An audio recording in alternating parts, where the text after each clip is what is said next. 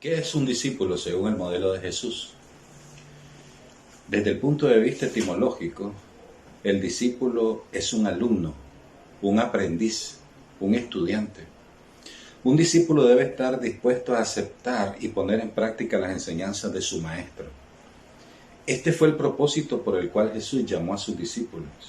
En Mateo capítulo 4, versículos 18 y 19 dice que andando Jesús junto al mar de Galilea, vio a dos hermanos, Simón, llamado Pedro, y Andrés su hermano, que echaban las redes, porque eran pescadores.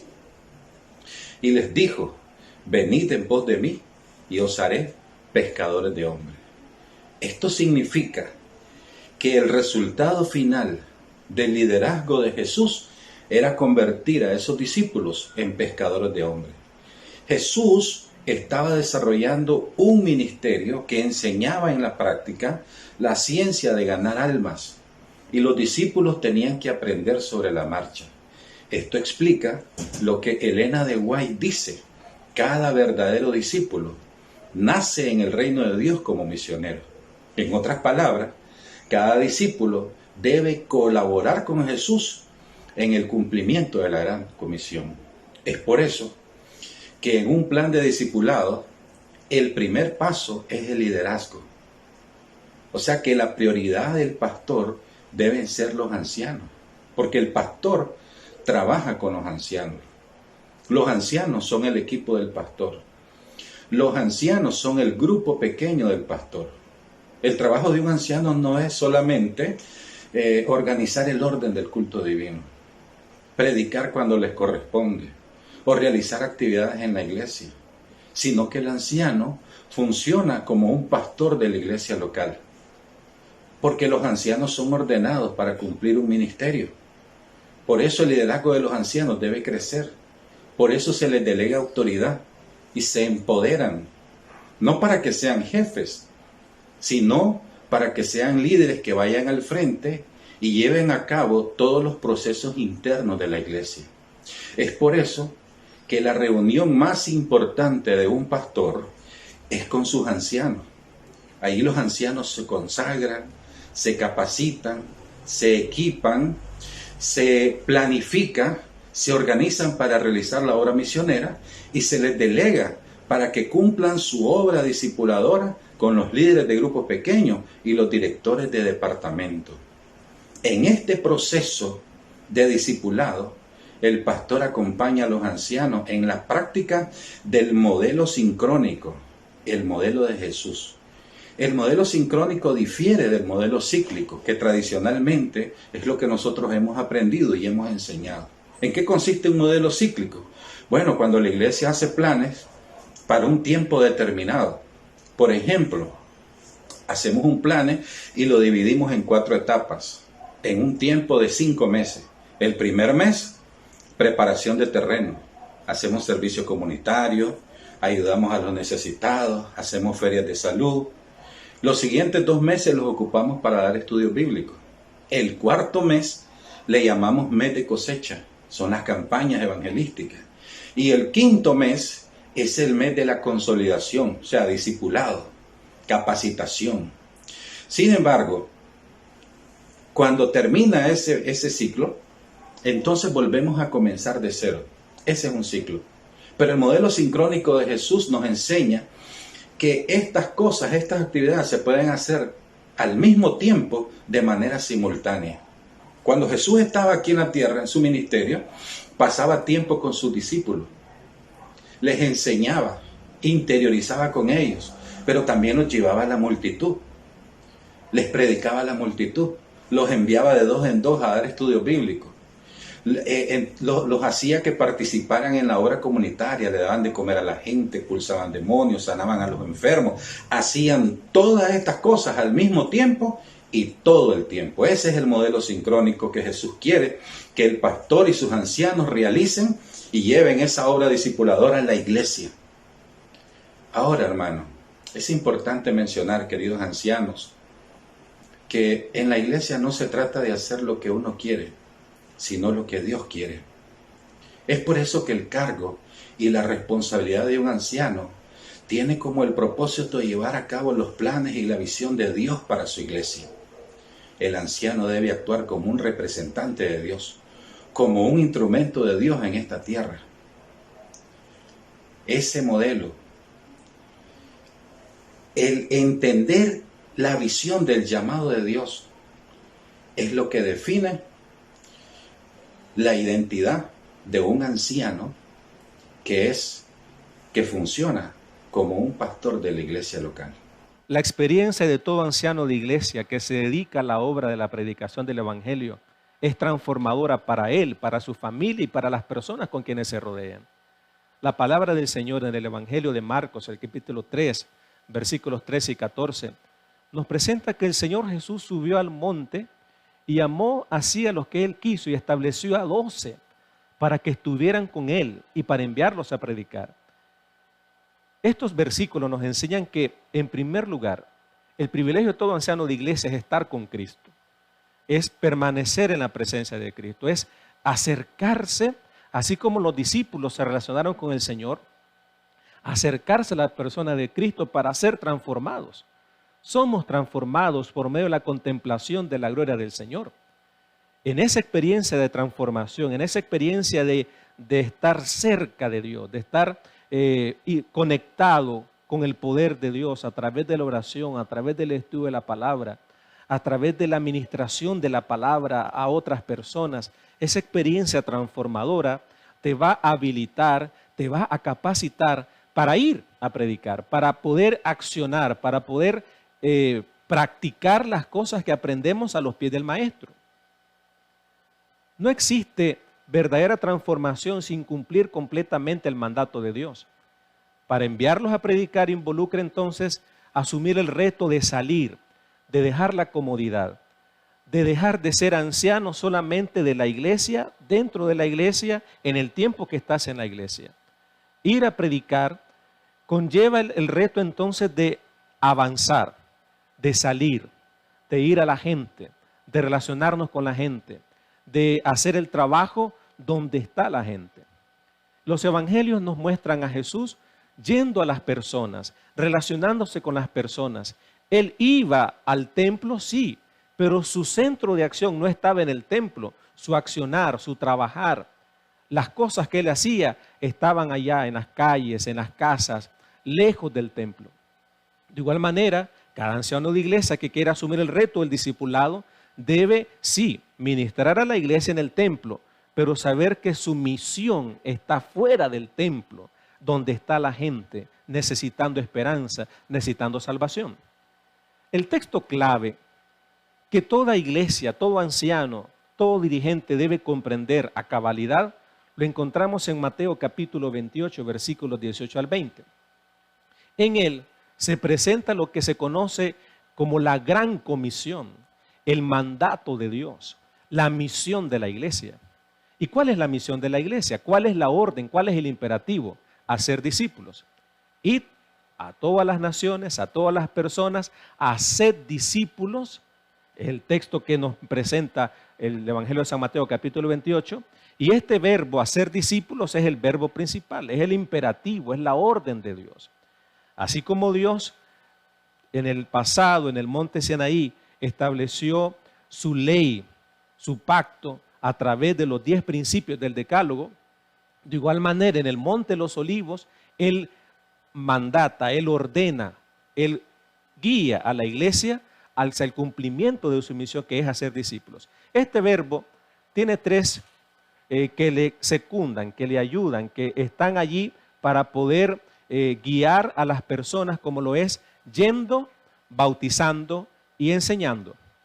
Estas 3 acciones, estos 3 verbos son verbos que nos indican que la obra de la predicación, la obra de hacer discípulos, se hace de manera sincrónica, yendo a las personas, bautizando a aquellos que aceptan el llamado y enseñándoles a ellos que guarden todas las cosas que el Señor nos ha mandado. Todo anciano de iglesia que asume este reto va a poder estar con Cristo, conocer a Cristo, conocer su voluntad, pero también va a experimentar el hecho de ir, de andar con el Señor, donde está la gente, sirviendo a la gente, ministrando a la gente. esta experiencia, una experiencia transformadora para tu vida, para tu familia y para tu iglesia. En este segmento, el pastor visita al anciano de una iglesia local, el cual lo recibe con alegría.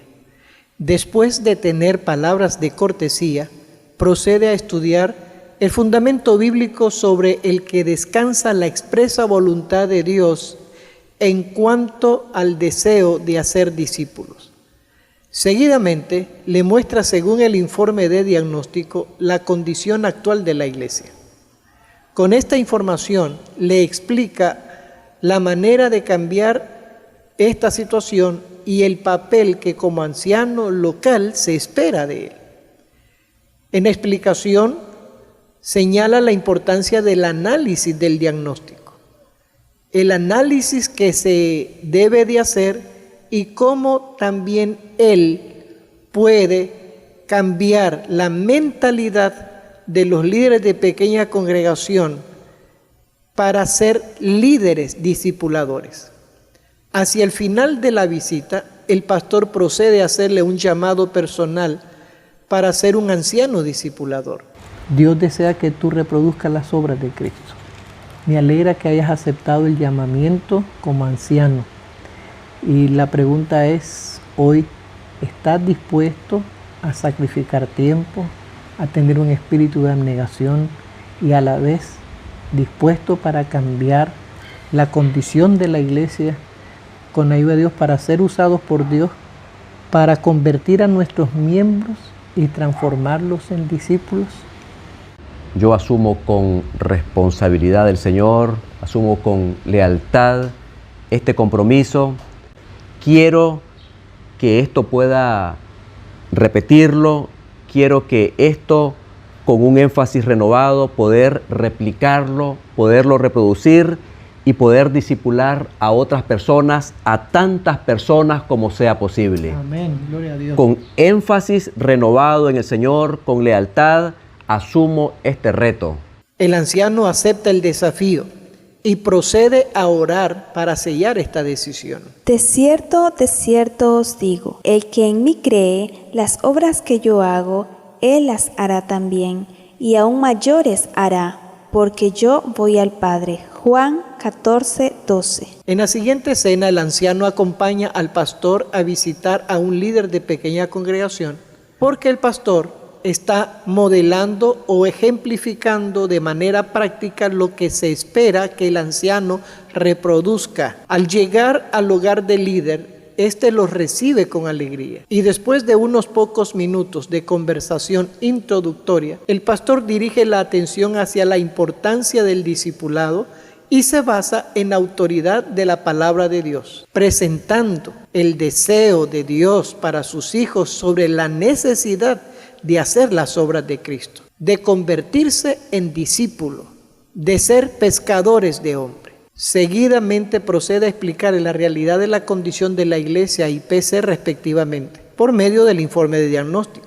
Una vez que la conciencia se ha posesionado de la situación, el pastor le explica en qué consiste su labor y su papel para cambiar la condición de los miembros de pequeña congregación en discípulos. Le hace un llamado personal al líder y, consciente de la importancia del llamado de Dios, el líder acepta el llamamiento para ser un líder discipulador. ¿Está usted dispuesto a convertirse, a continuar y ser un discípulo como un formador de discípulos?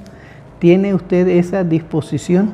Sí acepto ser discípulo y formar discípulos, pastor. Lo cual sellan con una oración de dedicación. Aconteció después que Jesús iba por todas las ciudades y aldeas, predicando y anunciando el evangelio del reino de Dios, y los 12 con él, y algunas mujeres que habían sido sanadas de espíritus malos y de enfermedades. María, que se llamaba Magdalena, de la que habían salido 7 demonios. Juana, mujer de Chuza, intendente de Herodes, y Susana, y otras muchas que les servían de sus bienes. Lucas 8, del 1 al 3. Finalmente, el pastor con el anciano han programado visitar a un interesado en el estudio de la Biblia. El pastor invita al estudiante a tomar una decisión. terminan con una oración y se despiden dejando la bendición en el hogar del estudiante. En las 3 intervenciones anteriores hemos visto la definición del discipulado, lo que realmente es un discípulo, un seguidor, alguien que imita al maestro, alguien que quiere ser como su maestro, alguien que es una persona que cada día está aprendiendo de su maestro para llegar a ser como él. Pero además miramos cuál es el propósito del discipulado, una transformación a través de la asociación. Y así como Jesús llamó a los discípulos para que estuvieran con él, ahí en Marcos 3:13 al 15, para que fueran transformados por él, para que fueran totalmente convertidos por él y después enviarlos. En la tercera parte miramos nosotros la parte práctica de cómo un pastor puede discipular a los ancianos. Y no es solamente la parte teórica, no es solamente decirle vayan, no es solamente darle una clase, sino mostrarle. Y como se dijo ahí en Mateo 28, 18 al 20, hay un verbo principal, hay un verbo dominante y 3 verbos secundarios. Y el verbo dominante es hacer discípulos. Y los otros, mientras ustedes enseñan, mientras ustedes le dicen todas las cosas, mientras ustedes van, mientras ustedes bautizan, de esa manera ustedes están haciendo discípulos. Y es importante empoderar a nuestros ancianos, que ellos sepan que son los pastores locales de las iglesias. Hay pastores que les toca tener 20, 30, algunos 40 congregaciones, algunos 12, algunos 10. Y realmente las iglesias están dirigidas por nuestros amados ancianos. Ellos tienen que comprender que al momento de ser ordenados, al momento de ser llamados, tienen ese empoderamiento, esa habilidad para ellos ser no solamente discípulos, no solamente pescadores de hombres, no solamente como el maestro, sino también discipuladores de otras personas, ganar a otras personas. Y eso se logra no solamente uno a uno, sino que yo gano a esa persona, lo hago discípulo, y después esa persona hace discípulo a otro, y yo sigo haciendo discípulo, y así la obra crece, como se dijo anteriormente, de una forma sincrónica, todo al mismo tiempo, bautizando, yendo, predicando, anunciando, enseñando a las personas para que ellos puedan crecer en la gracia, pero se crece en la gracia no de una forma teórica, sino práctica. ¿Cómo se aprende a hacer haciendo? ¿Cómo se aprende a nadar en el agua? Nadie va a aprender a nadar completamente con un curso de natación por correspondencia. Se tiene que tirar al agua. Y en el caso de los ancianos, tirarse al agua es aprender nadando, aprender golpeando casas, tocando casas, enseñando, practicando, con el manual del discipulado, con lo que se ha enseñado. Y a través de estos cortos videos se ha visto también que el discipulado es el método, es la realidad, es lo que el Señor desea para estos últimos tiempos. Dios nos está llamando a su pueblo, está llamando a todas las personas para un encuentro con el Señor, no solamente para ser cambiados, transformados, sino también para discipular a todos, en todos los lugares, en todo el tiempo, en todas las naciones, para que Cristo pueda venir en gloria. Bendiciones, Maranata.